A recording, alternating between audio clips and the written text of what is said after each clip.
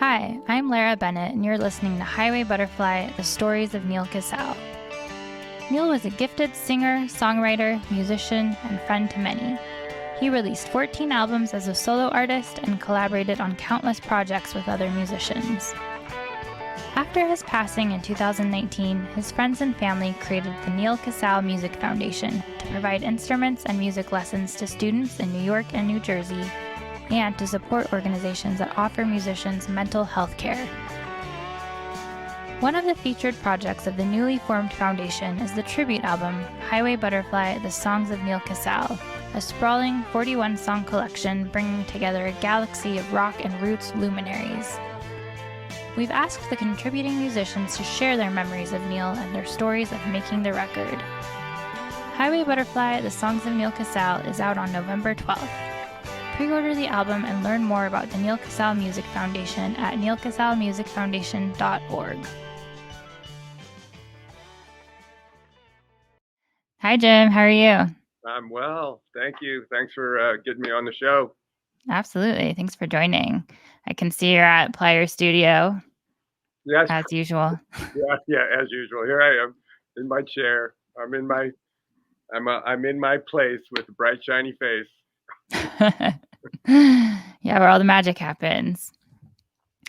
Speaking of, this is where you co-produced and engineered Highway Butterfly, The Songs of Neal Casal. And along with that, you even play a little horse collar on the album. Well, yeah, you're correct. This is my little studio, and this is where we were in the middle of we did Neal's record here, the Highway Butterfly record, and we were just racing along at a fever pitch right before COVID hit, so we were derailed a little by that, but we still managed to touch on all the songs that were on the record in one way or another, either producing or engineering here, or taking files from the musicians from their other studios and compiling it, mixing it, and finishing it up all here. Yeah, and yeah, not many people play the horse collar quite as well. So, I'm your go-to guy for that. Yeah. Yeah, good to know. Everyone take note. So can you describe your role as a co-producer a bit and what that entails? Yeah, sure. On this particular project, Dave Schools and I, and Gary too, we got to give credit to Gary Waldman. He's as much a producer as the rest of us, but the producer does a lot of things. He kind of organizes the logistics of who's coming, who's available, what song they'd like to do. And then when you actually get the artist to make those decisions and actually get in the studio in front of a microphone, the producer sort of just guides the session and tries to make everybody comfortable and figure out just what's comfortable for everybody. You pick a tempo, pick a key, kind of look around to see who's in the room and who's playing what. And sometimes we had a lot of guitar players, and sometimes we only had one and two keyboard players, or just whatever is in whoever's in the room from wherever they came from. Then you have to figure out a nice sound and suit and serve the artist and make them comfortable so they can do their best performance. And then just trust the fact that everyone in the room is in it for the right reason and playing their best and making a nice sound and making it feel good, and just keeping your eye on all of that stuff at the same time, and then hoping that by the end of the day you have a record. And that's basically it. You just hold on to your hat and hope that by dinner time you've got something that can be part of the process, be part of the product. You make it sound pretty simple, but then you continue listing things. So I know it's actually a very complicated, involved process. But it's just a lot of paying attention. Mm-hmm. Everyone who's in the room is, if they didn't already know the song, they have to learn it, and then you have to pick an arrangement and a key and just see who's playing what and look around the room and make a nice sound, and all that kind of stuff doesn't happen automatically. It takes a you just really rely on the musicians for their experience in these moments to not play too much or not play too little or not step on somebody else or get out of the way of when the artist is singing, and then just concentrating on like where's the good stuff, where's the groove the deepest, where is the vocal the most inspired, where's the best guitar solo. You're just remembering where it is and not having to waste time just constantly reviewing the takes. At some point you have to pay attention and commit and make decisions. So that's a big part of the job. Right. So there were 40 plus artists on Highway Butterfly. So that's a lot of attention to detail. Well, yeah, there were 40 artists, but I think there are over 130 musicians. Right. And God bless them. Everyone really, really, really served it up. There's kind of no low points. There can't be. The songs are great, and the spirit that everyone came into it with such heart and soul that it's a great listen. I listen to it pretty frequently because we were still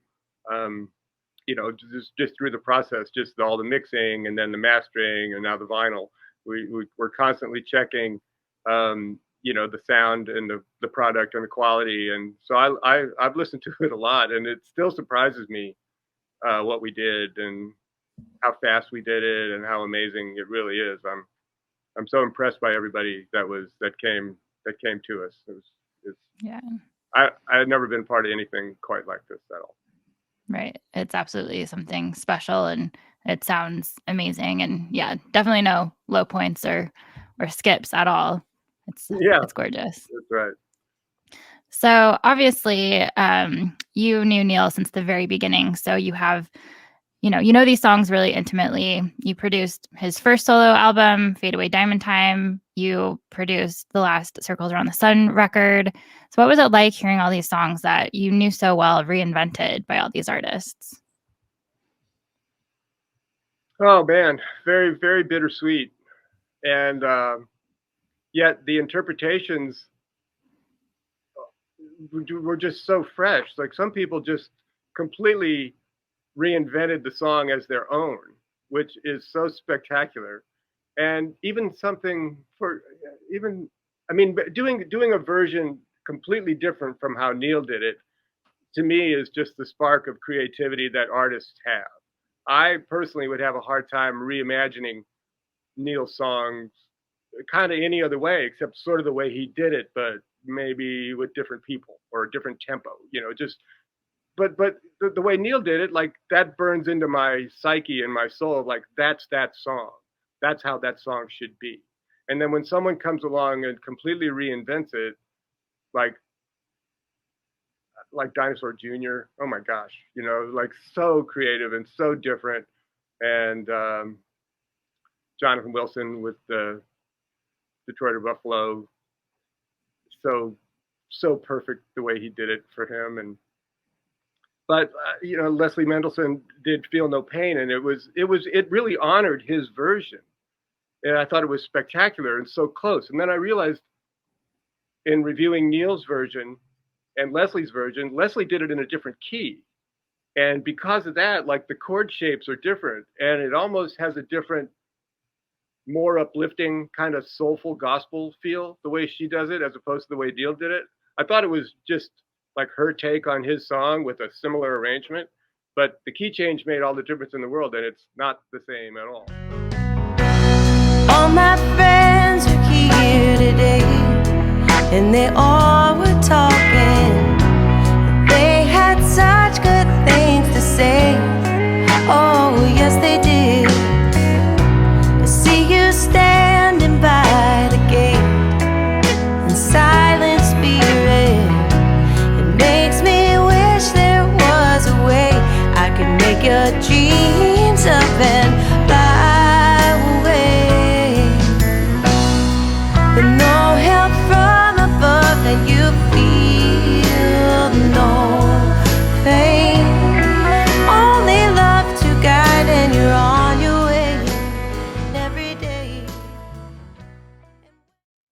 these are things that you just constantly marvel at and, you know, kind of grateful for. It's like that happened, and wow, we get to use this. So thanks, everybody. Yeah, absolutely. Sometimes maybe it's intentional, sometimes happy accidents happen. And yeah, both, you know, the interpretations and the, you know, truer to the essence of the song are absolutely captivating. Mm-hmm. So how did you meet Neal initially? I met Neal through Gary Waldman. Gary is my manager and was Neal's manager. And when I met Gary, he was working at a record company in New Jersey or New York, kind of a like a heavy metal kind of a record label. And I, for some reason, got hired to produce a band on this label. And Gary was like the A&R kind of go-between guy between me and the artist and the label and whatnot. So I was in New Jersey or New York, wherever we were, New Jersey, I think, making the record. And I had regular meetings with Gary about the process. And over the course of these meetings, we were chatting, and you know, we became friendly, and it became like we had a good, you know, connection. He's a great guy. And one day he says, "Hey, you want to hear something else that I have? You want to hear some songs?" I was like, "Sure, man." So he puts on Neal Casal's first homemade demos, and of course they're great. There's his beautiful voice and his guitar playing, and you know, these beautiful songs in their, you know, when they in their infancy, when they were just being demoed at home. And I said, "Well, Gary, this is actually the kind of music that I love more than the record that I'm making for you and your company. You know, like I'm doing my best, but I love that kind of singer songwriter. That's where my heart is, you know." And Neal, so he said, so Gary started, you know, I started pursuing the relationship between all of us, and yeah, I met Neal through Gary, and there was some meetings in New Jersey and some meetings in California, and then it took us it was quite a journey. Gary set this all up. We got together and actually made demos, which got him a publishing deal and then a record deal, and then we set about to make the record, and you know, then you start over, and all this happened pretty quickly within a year or so. We went from like, how do you do, to let's make demos. Suddenly he got a record deal and a publishing deal, and then we're in the studio making his first album in California, and that's a pretty dream come true story, you know.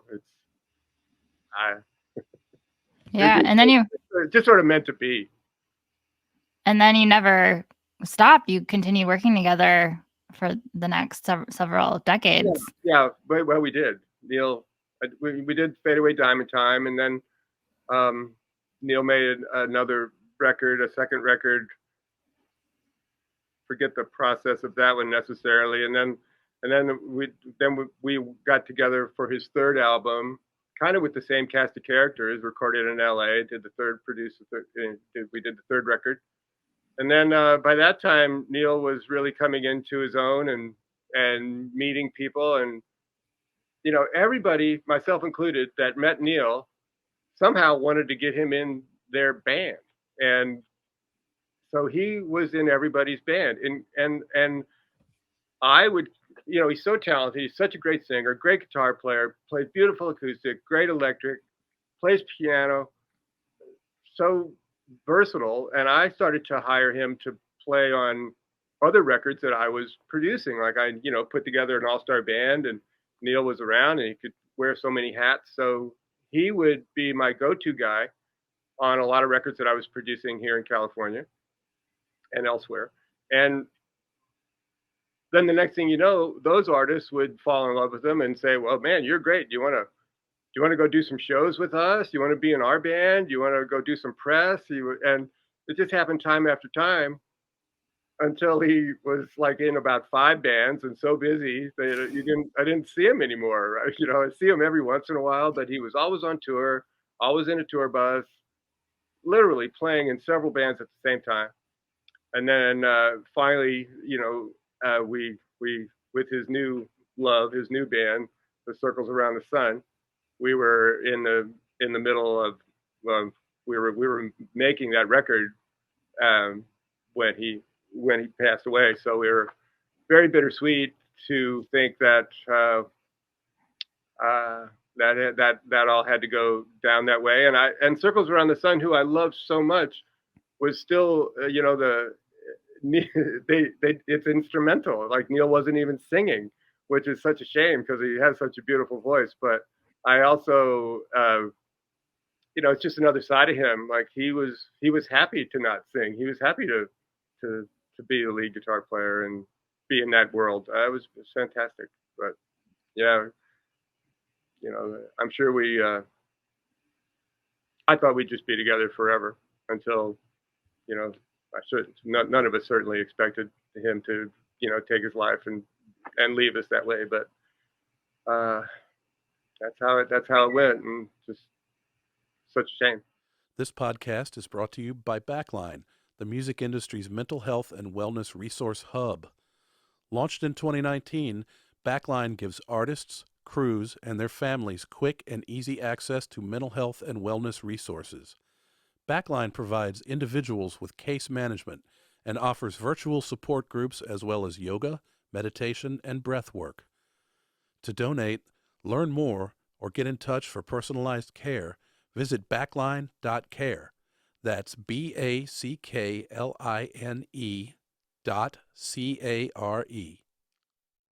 We're grateful for all the music, and it's definitely no small catalog.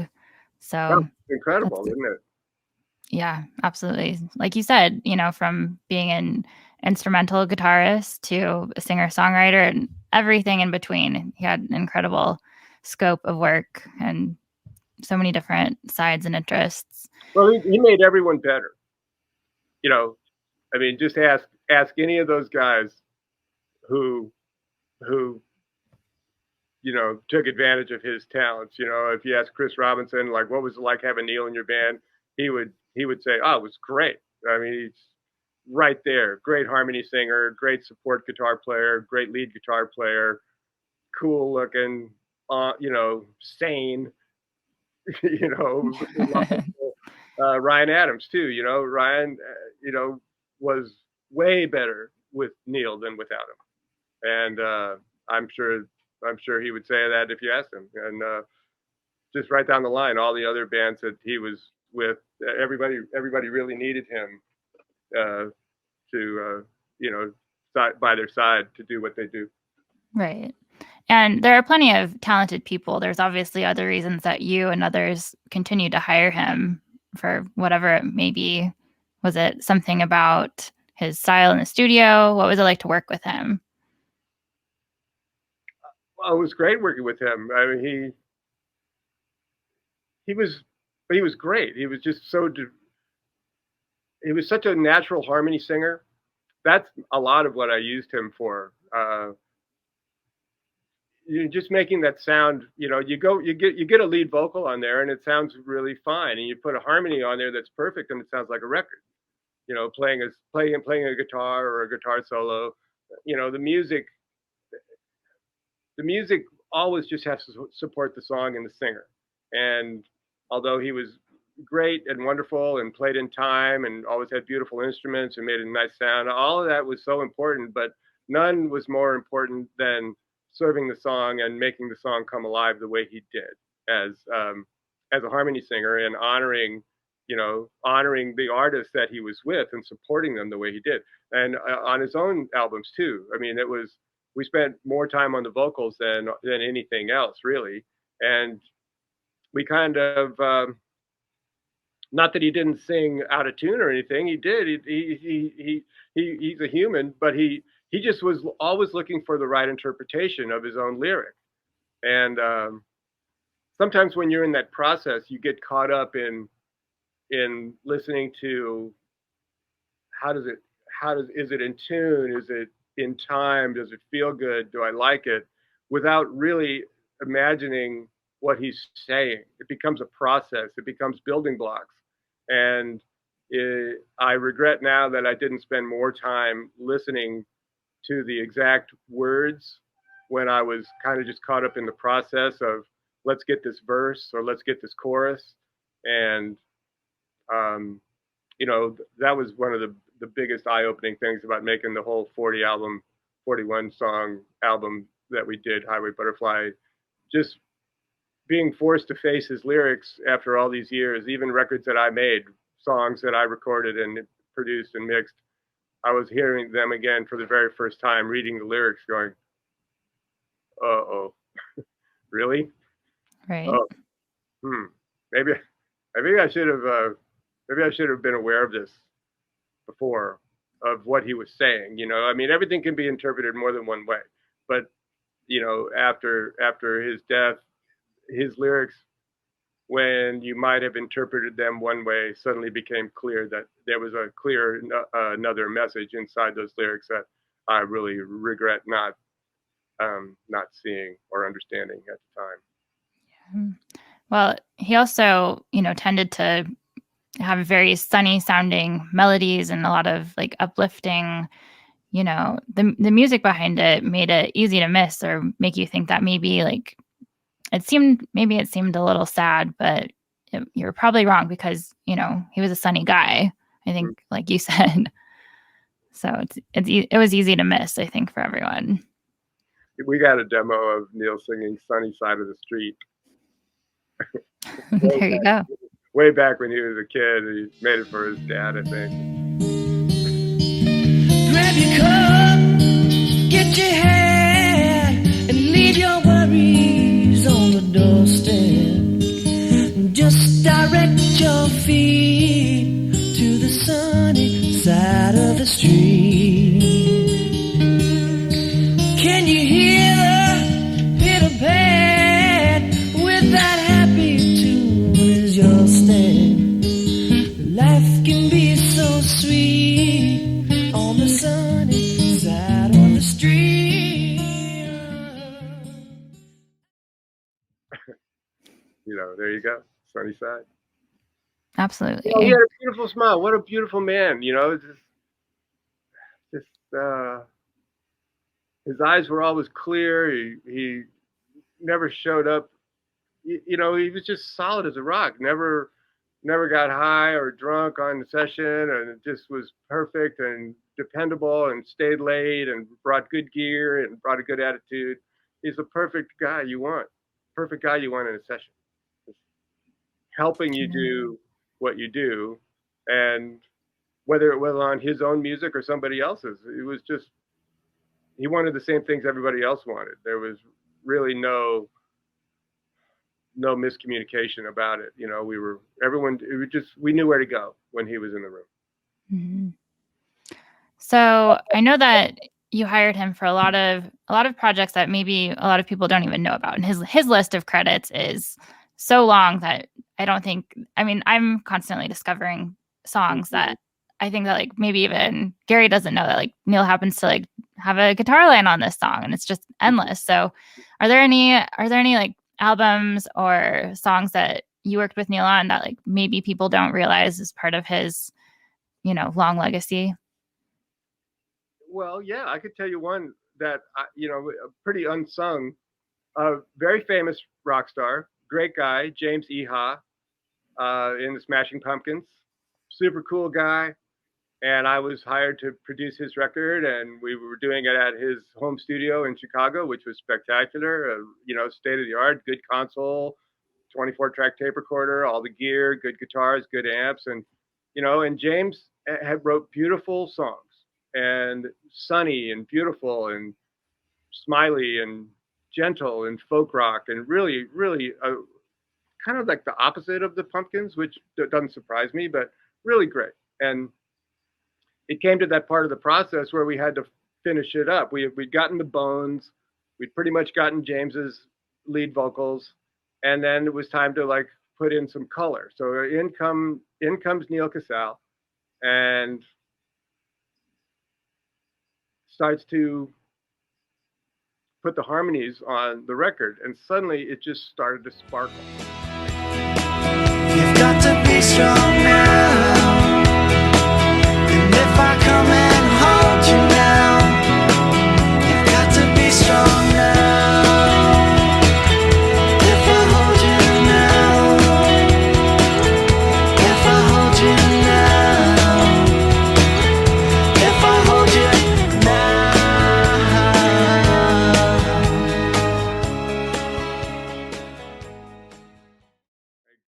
as a front man is a wonderful, gentle, sweet sounding man with a great voice. But when Neal sang harmony with him, it sparkled like a hit record. It just was like, this is perfect. This is timeless. This is really, really wonderful. And, you know, James, with his relationship with the Pumpkins, the record was never really given the kind of push that it probably would have received had he not been in a bigger band than, you know, he was in a big band like that. And I don't really understand the whole politics, but I don't think they wanted James to have a hit record. I think they wanted him to stay right where he was in the Smashing Pumpkins and not have any competition. And I don't really understand the whole politics of it, but I saw it happen. But Neal then went around the world with James doing press and promo, and the two of them, there's lots of videos of the two of them out there doing, you know, just little gigs, you know, duo gigs. And I'm sure they went to radio stations and played live and all that kind of stuff. And so that's one in particular where he, in my opinion, really made it a lot better. It wasn't bad before, but with Neal, it was a very beautiful, sparkly record that it was just better because of him. And that's certainly one. Tiff Merritt is another one. You know, she's such a powerhouse, and we had such an all-star band. And I didn't produce that one, but it's the kind of thing where I was involved to the point where, you know, when I got Neal on the record, I know she loved him, and he helped a lot. That was cool. Just, I don't know, there's a lot, but yeah, he never ever let me down. And he played on and he played on a lot of records with bands that you're never you never hear of, you probably won't hear of. And that's fine. I think that's probably most of the music business. There's so much product out there that you're never going to hear, but those people still deserve your full effort and your full concentration. I mean, they're paying good money to try to get their music out there, and to come in and not give your best every time would be a disservice. And Neal never did that. He was fully there on everybody, whether it was a big star or someone you're never going to hear of. Right. Do you have any stories about recording Fade Away Diamond Time? Yeah. Well, we had done the demos with like his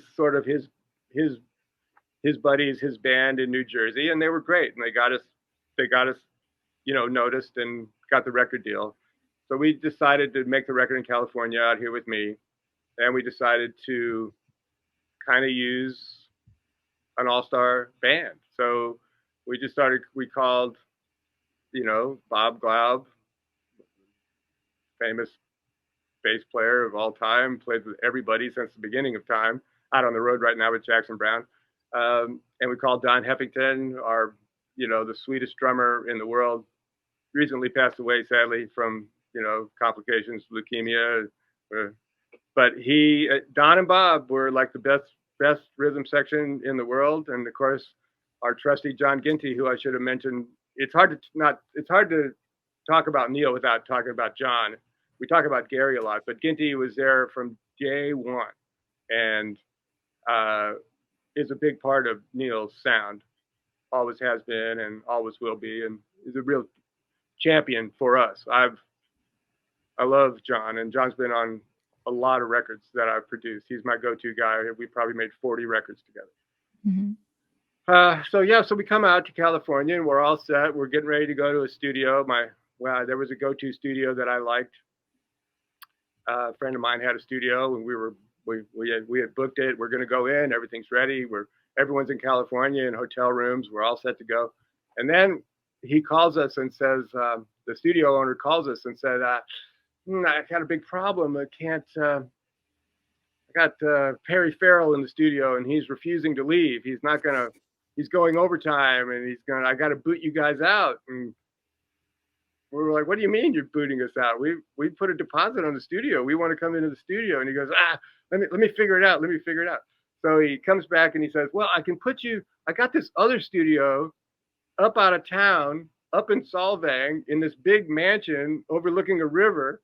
And I can put you up there for the same price, but you got to drive 2 hours out of town to go there. And we're thinking, that sounds like a big pain. You mean we got to like load up all the gear and go up there and stay there instead of sleeping in our own bed at night? Oh man, really? But we were stuck. We had to do it. There was no way to quickly zigzag and change our plan. So off we go to this mountaintop, gorgeous mansion called Palacio del Rio, Palace on the River. And Don and Bob came up, and there was bedrooms for everybody and a big kitchen. It was pretty funny and pretty insane. And we just set everything up in the living room and hung tapestries on the wall, and threw blankets and pillows over the guitar amps, and just kind of recorded it guerrilla style in a house instead of a recording studio. And it was spectacular. It was just the most fun.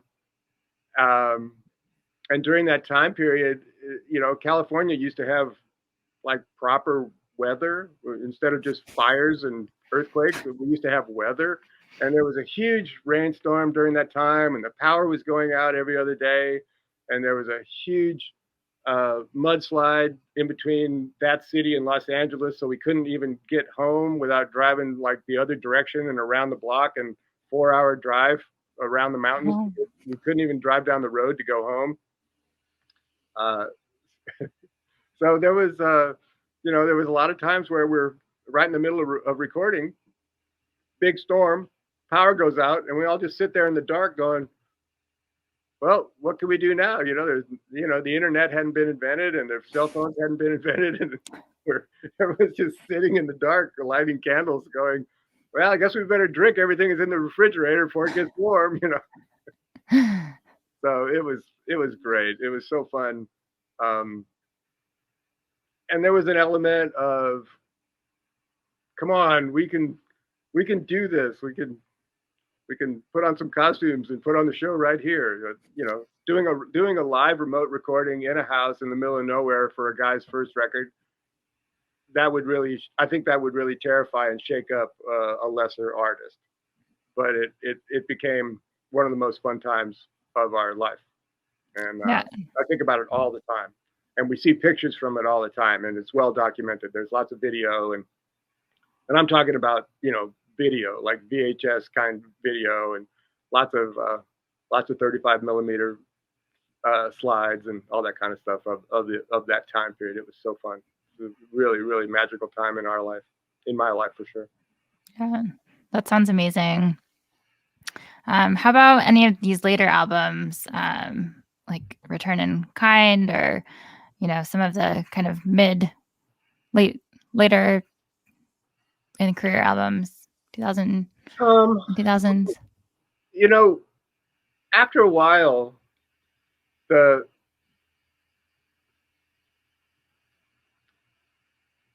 thing became like you had to learn how to make records quickly.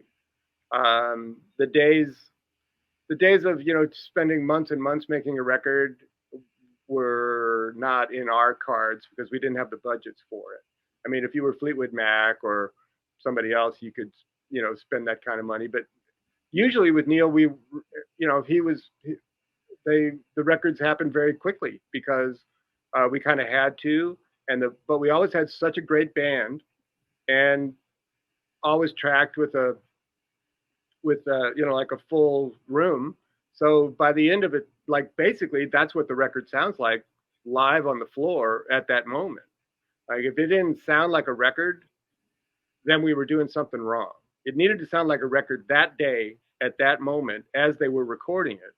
And then we thought ahead, like, okay, well, of course we're going to put a tambourine on it, and of course we're going to put a horse collar on it, and we're going to put a harmony vocal and a guitar solo. But the bones of the record had to happen at the exact moment that we were recording it, and it had to sound like a record because there really wasn't any way to manipulate stuff on tape the way you manipulate stuff now in Pro Tools, with sampling and editing and just fixing everything that you want, that you need and want to fix, whether you need to or not. But that's just kind of how it went from then on in. I mean, luckily he was a kind of a studio pro, good under pressure, always sang in tune, and it was just like kind of like making this Highway Butterfly. You kind of do a song a day and you're done. Like get good people, get a good song, good singer. You know, like John Boylan said to me one time, a steady track and an inspired vocal, got yourself a little hit record. So that's kind of what Neal did. You know, we got a groovy band and he sang great songs. Not hard. Mm-hmm. And the last sessions for the Circles Around the Sun record, I guess that was around 2 years ago now. Do you have any memories from that session that like you kind of treasure and, you know, moments that you look back and kind of appreciate in a different way? Yeah. Well, I was so grateful to meet those guys. I didn't know Dan and Adam and Levy. You know, I didn't. But meeting them, they all just bring such love into the room, and they're doing something that, at least in my world, is really unique. You know, every record that I've ever made has been a singer-songwriter record. The only instrumental records that I've ever done are the Circles record and a recent Joe Satriani record, and you know, usually you need a singer and songs, and that's the whole point. But the Circles was not like that. So they come into my place and they just make a magical sound. You look around, it's like, how is all of this happening? How is all this sound happening with only these four guys?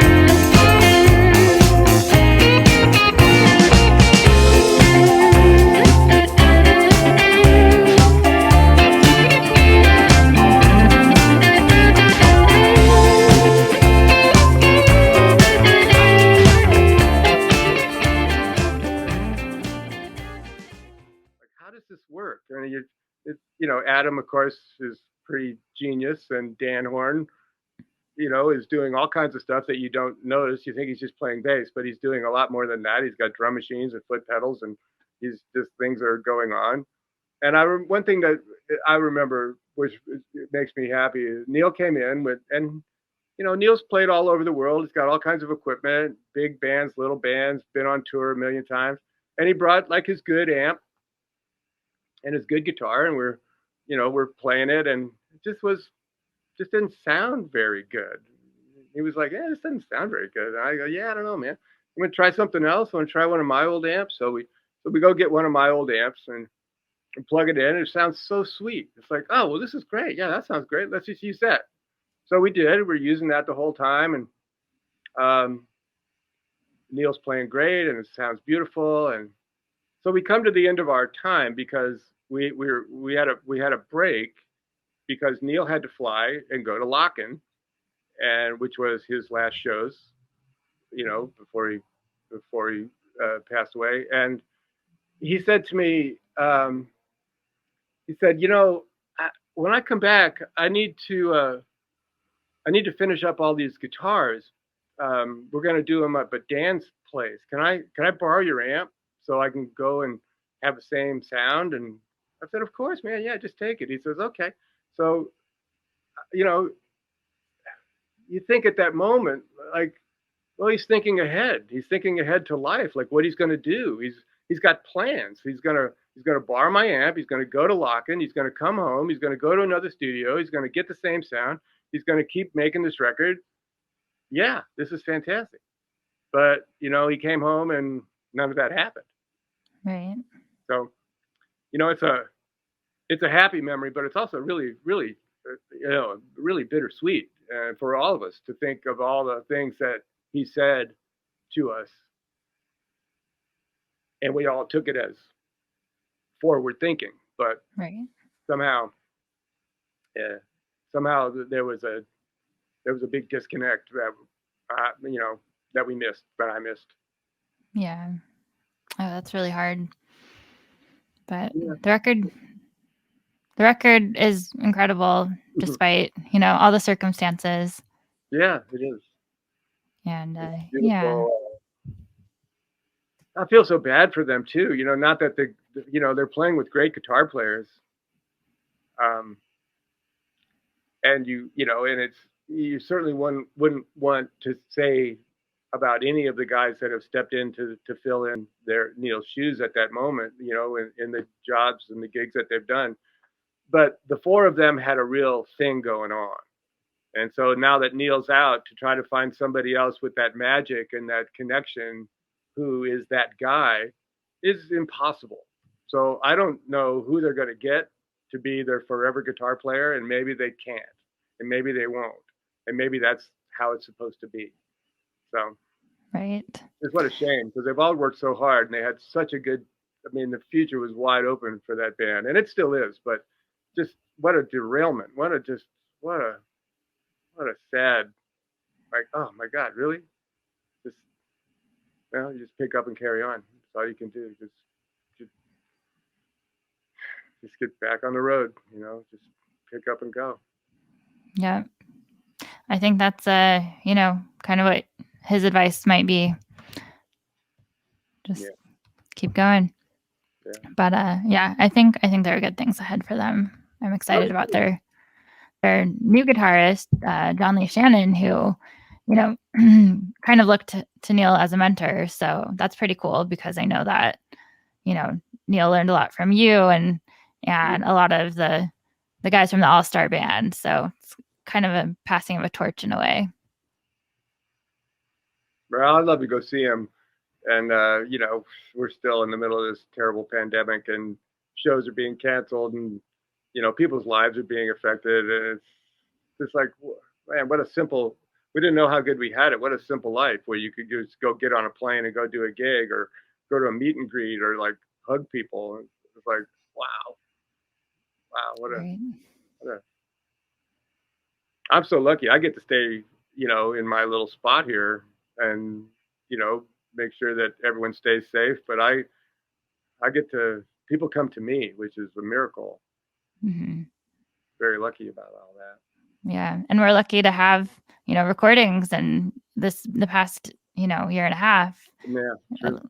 All these, albums continue to come out, unlike other things. So that's kind of all we have. So very, very grateful for it. Mm-hmm. All right, Jim. Well, thank you so much for your time and sharing your stories and memories about making the album and your time with Neal. Thanks for being such a good partner in all of this, as we, just thanks for being involved in it. It's, I just wish that Neal could listen to this record with us. I wouldn't have, I just wonder what he would think. I think he'd be laughing. I could just see him laughing, and just especially some of them. But it's. I hope I never have to do this again, but I will if I have to. Mm-hmm. Yeah, absolutely. I think, especially with some of the songs you named, I think he would probably be pretty blown away. I think so. Yeah. Oh, there's so many more too, like Derek and Susan's. I was talking to them about doing it, and they had their own issues. The Tedeschi Trucks band is a huge band, and to ask 12 people to find a studio and do like a version of a song, and it was like the pandemic logistics of that whole experience was insane, like not possible. And so and I said, look, I need something small. I've got drums and bass and guitars and keyboards and background vocals and hand claps on everything. Like, I need something small from the heart. Can you just go after that song that way? And of course, one guitar and Susan's vocal, and it's just huge. It's just killer. Like that takes some heart to do that.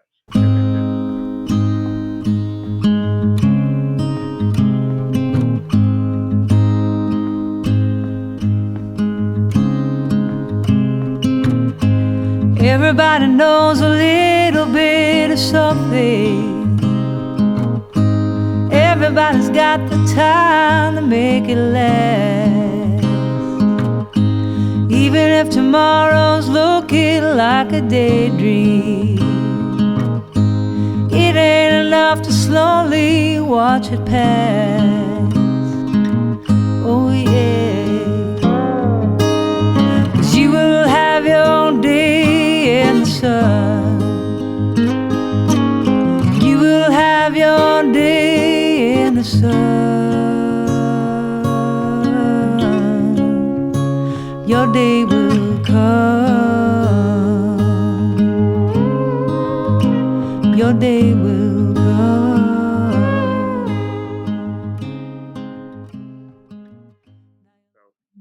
That's one of the biggest and the most beautiful surprises of the whole record to me.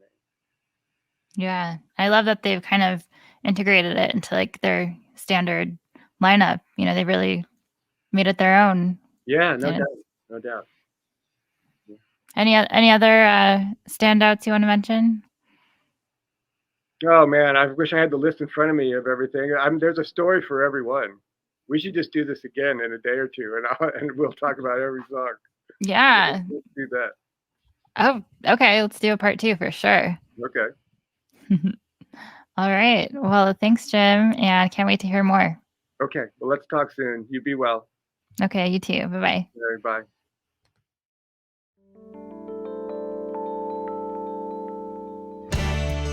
Thanks for listening to Highway Butterfly, the stories of Neal Casal. Tune in next week to hear more from the artists who made this tribute album a reality. Highway Butterfly, the songs of Neal Casal is out on November 12th. All album net proceeds go to the Neal Casal Music Foundation. You can pre-order the album and learn more at nealcasalmusicfoundation.org.